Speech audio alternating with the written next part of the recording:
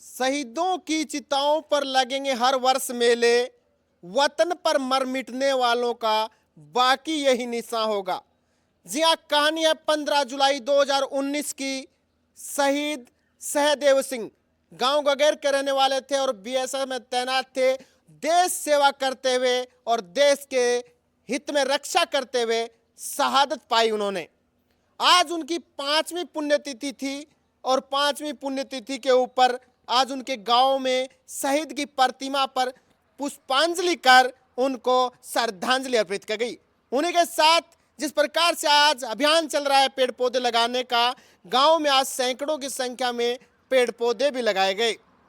आज शाम तकरीबन 5 बजे गौशाला के अंदर उनकी बेटी निकिता ने और उनके साथ सतीश पूनिया और हरेंद्र उर्फ डिप्टी ने गौशाला में पहुंचकर गायों को हरी सब्जी और फल फ्रूट खिलाए। ये तस्वीरें आपको मैं दिखा रहा हूं क्योंकि ये तस्वीरें हमें भूलनी नहीं चाहिए।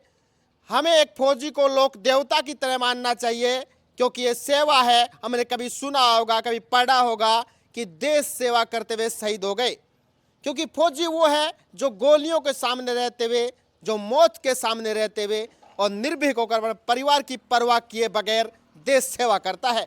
आज उस शहीद की 5वीं पुण्यतिथि है और चूरू झलक की तरफ से भी उनको श्रद्धा सुमन अर्पित है और भावभीनी श्रद्धांजलि भी।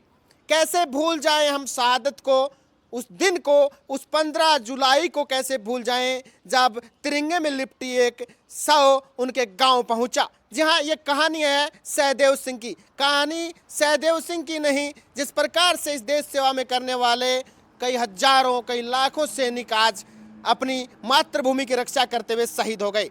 उनकी शहादत हम नहीं भूल सकते।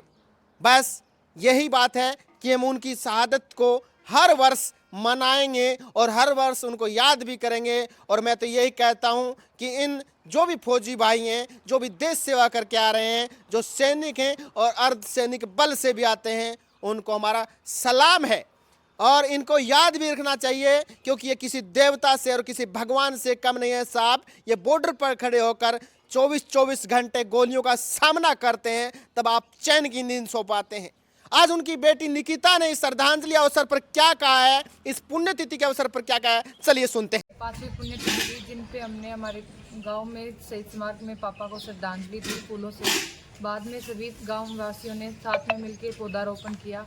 शाम को हम सभी ने परिवार के साथ गौशाला में सभी को गायों को चारा वगैरह सब कुछ खिलाया।